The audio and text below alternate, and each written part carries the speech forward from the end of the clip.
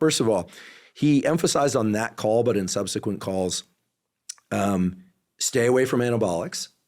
I didn't ask. He just said it. Yeah.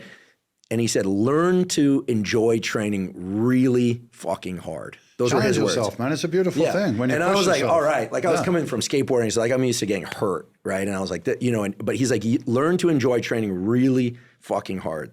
His words.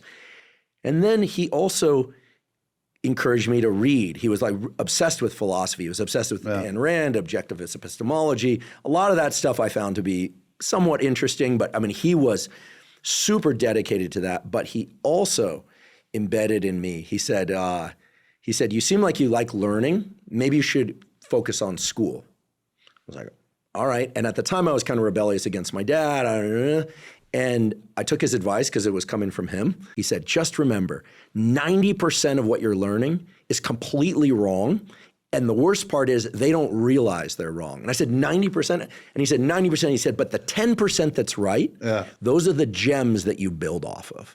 And I thought, man, and now, more than 30 years later, as a professional scientist and now podcaster, I can tell you, having spent a lot of time running studies, writing grants, reviewing grants, like I've been deeply in that community, he's exactly right. Yeah. And so he was wrong about a great many things, but he had some real gems embedded in that, like barking of a voice.